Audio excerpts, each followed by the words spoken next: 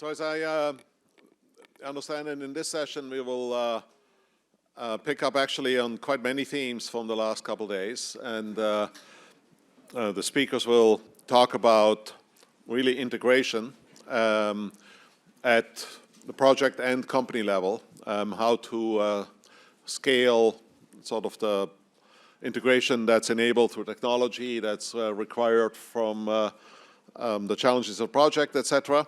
I'm really delighted that we have, again, a set of different perspectives from different organizations around the world. And to get started, please welcome Jon from ARUP. Always great to have you at CIFE, Jon. One of the longest participating person in CIFE from many different companies. Thank you, Martin. Thanks. Hi, everybody. I'm Jon Berkoe, and I'm with ARUP. I'm not going to talk about our technology and innovation partnering strategies, the strategies around that, but I'm really going to talk more about the strategies around, it's really a kind of a practical application of how to deploy VDC on a large complex project, and some of the techniques and experiences that I've had over my career and how I'm deploying them on a very large project that's actually local to where we are now. So a little bit about myself, my professional self anyway. I'm currently with ARUP. I'm associate principal, and I like to think of myself as a digital design delivery leader. I'll talk about ARUP, but they're a design engineering firm. And been there about a year. Going back, I started my career in engineering and worked many years with Bechtel, which is where I first met Martin and CIFE. And during a lot of my career there, I was focused on applying simulation tools to solve engineering problems, and then moved into VDC when I discovered a lot of what was going on at Stanford and other places, and became really passionate about that and kind of moved over into that space. My next place was actually with a VDC software technology company specializing in 4D called Synchro Software, and I was there helping them lead their growth and customer engagement and project engagement. And then I went to work for a general contractor in the water wastewater treatment plant construction business to lead their VDC transformation, MWH, and I'm now with ARUP. So I've had different perspectives on the built environment process, inside and out, top and bottom. So I'll talk a little bit about my current experience. So a little bit about ARUP. So ARUP is an independent firm. They're a design engineer, but they have a strong focus on sustainability, carbon footprint reduction, shaping a better world, as you might call it. So it's really like a collective. It's a global company. It's founded in London. It's about 75 years old. They're in many countries, most countries I would say, and they've been involved in many notable milestone projects in several industries, transportation and buildings and healthcare and sports and a wide variety of areas. Sydney Opera House is kind of one of their first well-known projects. So a little bit about ARUP's corporate strategy as it focuses on digital, or what they call digital. And it's really one of their 4 pillars now, and it's really about how do they leverage the best in technology to build and shape a better world. And they kind of break that down into really, there's a real thought process around it, around understanding, not just the tools, but how they fit into the space of the ecosystem and sustainability and the built environment, which I really think is pretty cool. So it's really kind of around these areas that I'll build on around creation and automation and innovation and how it all ties together. But this is really a quote from their leadership, so this is what I'm tagging onto. So digital design delivery, the way I like to think about it is it's VDC, but with a big D. And in the past, I've always, and a lot of us here, have always focused on the C, and the C is a more dynamic environment, I would say. But the D leads the C. You can't build anything they haven't designed pretty much or do it well. So I like to think about kind of 3 major objectives. When I look at VDC in our space, I look at kind of 3 general areas. First off, we've got to be able to do faster, cheaper, better. If we're not doing that, we're not going to get good reception. So that's kind of one of the cores. And the other is around this kind of single source of truth, or democratization of information, democratization of data, and basically collaboration, which is critical. And the last one around performance predictability. So when we look at a project from a design perspective, first we look at the client requirements. We have to meet those requirements and deliver to those requirements. And the second is really about what is our scope of work. So we're just one contractor, frequently among many, so we want to channel the innovation towards what we need to do.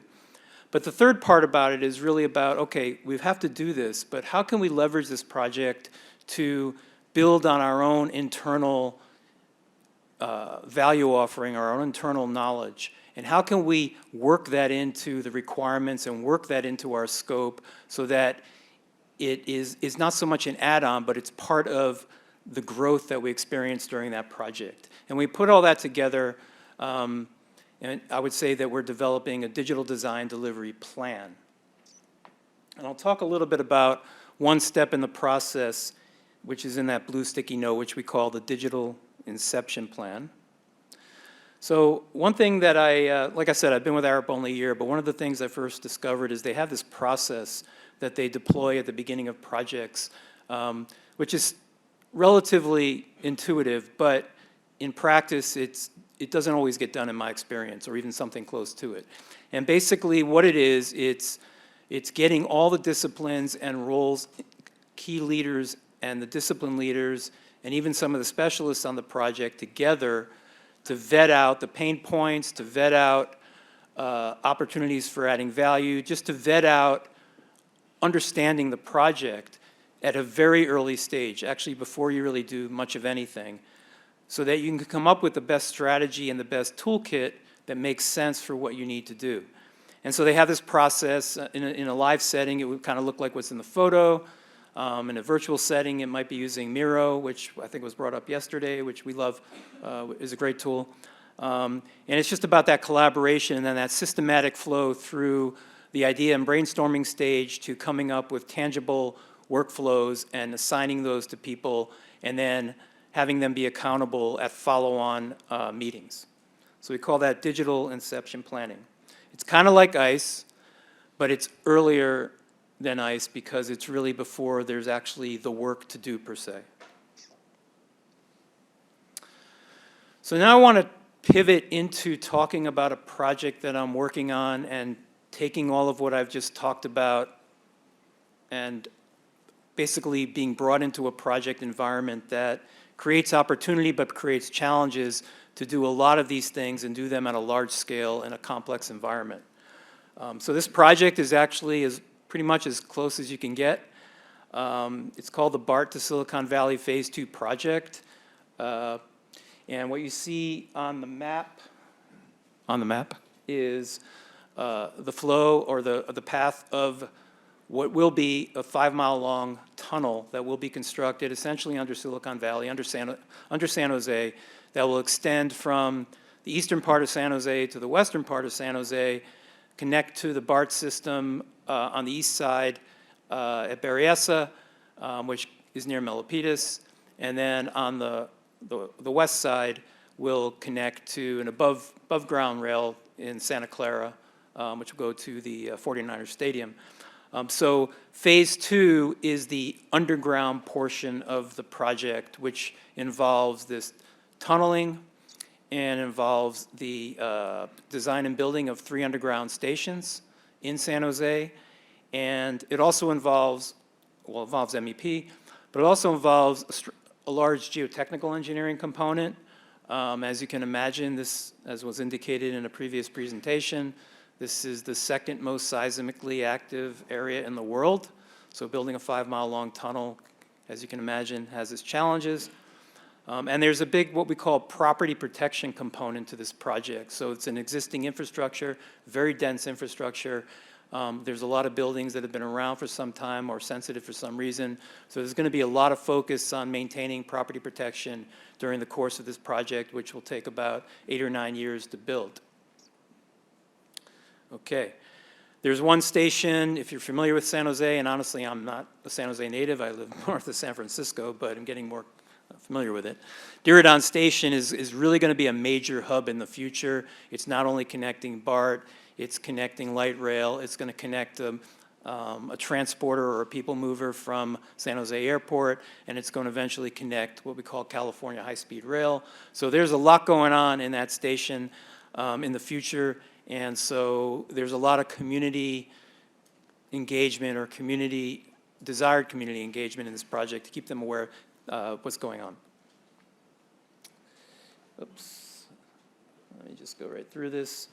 So as I mentioned, the integration of VDC is one of the biggest challenges in my experience, particularly on large projects. And one of the challenges on this project is ARUP has a large amount of the design scope, like 60 or 70% of the design scope, but we're actually a subcontractor to the joint venture that is the main contractor, which is called Kiewit Shea Trailer. Kiewit you've all heard of, I'm sure, is a big builder and also an engineering firm. They're the prime engineering company. Shea is a construction firm, and Trailer is tunneling or tunnel engineering company.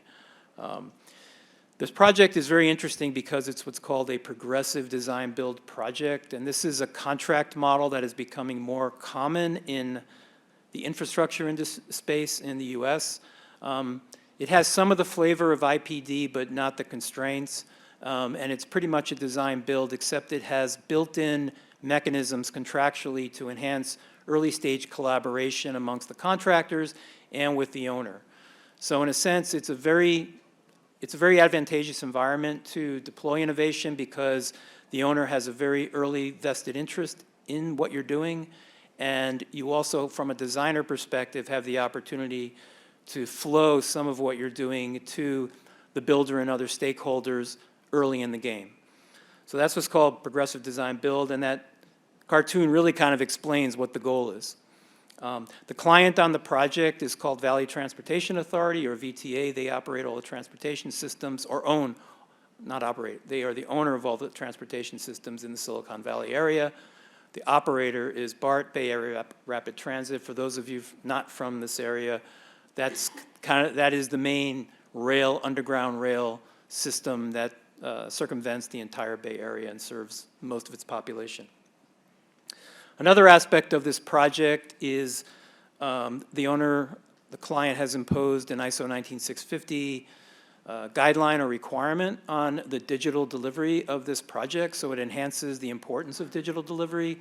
ISO 19650 stems out of the UK and is now international, and I know SBI talked about that yesterday, I think. I think this project is certainly one of the biggest, if not one of the first major projects in the US to adopt this standard. I'm not even sure the owner fully understands what they're requiring, but that's part of the process, again, is the education of how to do a job the best way possible. Okay.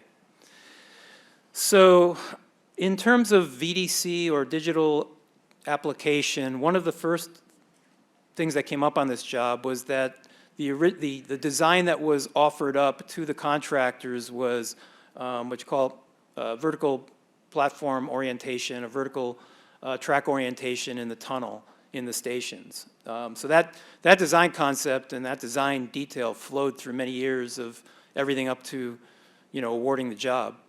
And it was then after awarding the job that Kiewit and ARUP proposed to look at an alternative to save time and money in building this job.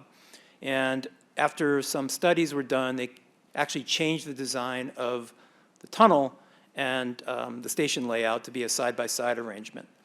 So that's what you see on the right.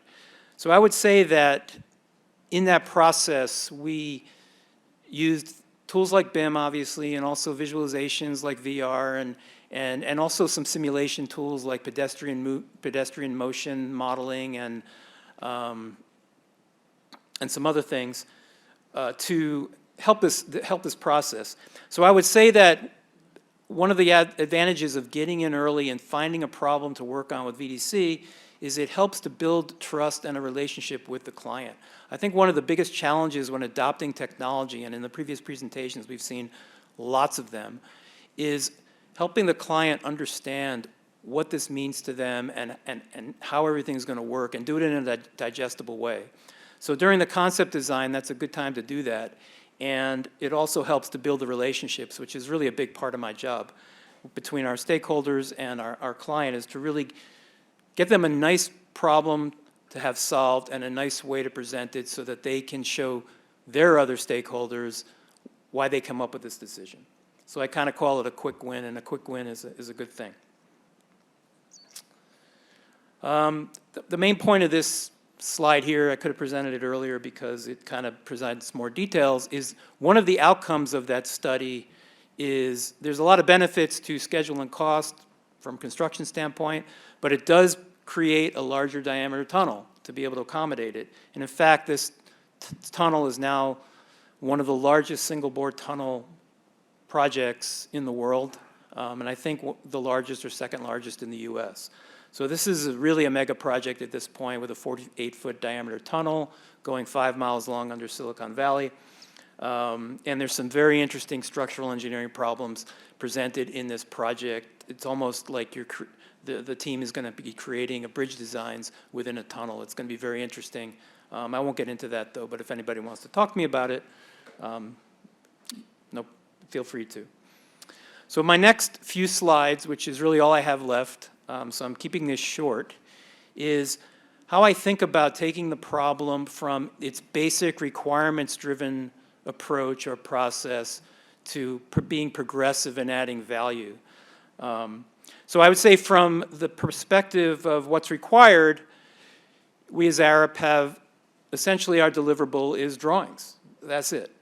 And because it's an ISO 19650 project, we have to deliver models and maintain those models in a common data environment with the other stakeholders, and that common data environment in this case is Autodesk Construction Cloud, and the client has access to those models as well in the spirit of transparency and collaboration. So that's a requirement. We're required to do all the design work we do and produce the required reports and flow that into ultimately the BIM, which flows into the drawings. And we're also required to collect GIS data or geospatial data from the standpoint of the property protection side of the project. And everything gets delivered to our contractor and gets delivered to our owner. And that's essentially what we're required to do. And that would be kind of a typical ARUP project, to be honest. So when I look at the first stage of kind of progressing this, I think back at the 3 points that I made earlier: faster, cheaper, better, single source of truth, and performance predictability. And we're looking to kind of deploy these models in three parts of the schematic, or 3 parts of the project. So the digital tools really are focused on efficiency. And the way I look at it is, if you can lower the cost of BIM, especially, because I still feel that BIM is way too expensive to implement. If you can lower the cost of a lot of what for lack of a better word, the grunt work in BIM, you have an opportunity to have money spent on innovation. So at ARUP, they use a lot of automation tools. I'm sure a lot of you companies do that as well, with Dynamo and Rhino and Grasshopper and Python, and they develop these scripts to basically streamline what I would call the design BIM integration, to make it more automated or completely automated so that you can get a better design, better output, and do it faster. So that's really a lot where the digital tools come into play. Now, the Digital Data Hub is really about taking the geospatial platform and integrating it with other databases so that you can use that you can almost create a single source of truth, a web-based system that is superimposed on the GIS data for visualization and mapping context, but has engineering information or as-built information or even design information embedded within that. And our Caltrans colleague did a great job of talking about that type of tool, and I would call it a digital project data hub. And finally, in the digital twin space, we're not there yet, but one of our goals is looking at the tunneling operation and how we can improve the efficiency, not just the efficiency of the operation, but de-risking it. So in tunneling, there is a tremendous amount of risk because they're basically drilling blind to some degree. They have tremendous amount of information from boreholes, from all kinds of geological studies they have a tremendous amount of information, but nevertheless, there have been many projects where they're drilling along and all of a sudden there's something that wasn't in the drawing or wasn't caught, and it provides an obstacle and they have to stop. That's best case, stop. Worst case is they don't stop. So they stop, and then you lose time, and it's like the cost of tunneling every day on a project like this is in the hundreds of thousands of dollars, if not more.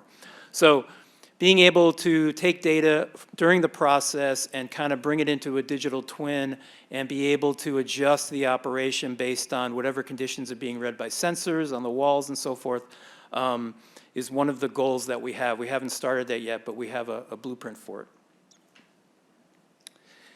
So in terms of tools, I've mentioned the tools on the bottom, the digital tools. You're all familiar with them. It all wraps around Revit's API. One of the tools that ARUP has in-house is called Fuse. I would say Fuse is kind of like Calms, but doesn't have, at least doesn't, the vision of Calms is taking in more of the design process. Fuse is collecting all this information. We're actually doing it the same way with FME as kind of under the hood connectors to databases, and it's basically ARUP's system for doing this. And I really think it's a great tool. I think that there's a lot of tools like this. ARUP's is really good. The customizing part of it is really nice when you have it within your own company, and so you can really tailor it towards the project you're working on, which is what we're doing here.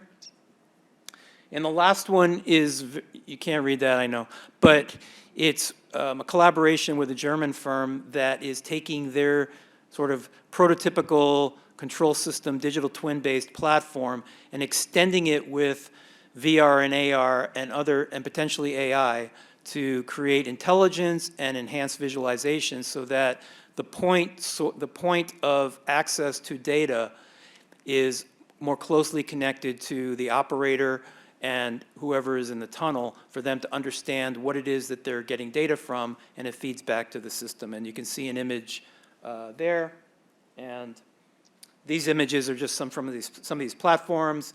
There's a lot of things I could have shown for the digital tools, but one of the things that we've done is automate the Revit model production of the entire 5-mile long tunnel. Now, a 5-mile long tunnel, each tunnel, what they call the PCTL, or the tunnel liner, pressurized concrete tunnel liner, is made up of rings. And each ring has sections. It's almost like parts to a bunch of keys, and they lock together, and they're asynchronously sequenced.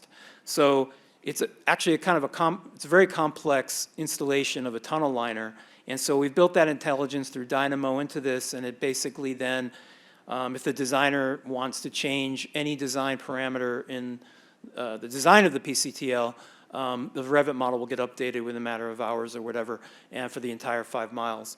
So it's a huge cost savings there, and I have other examples. I don't want to spend a lot of time on it, but this kind of part of the process has been great. We've got a lot of smart people doing that.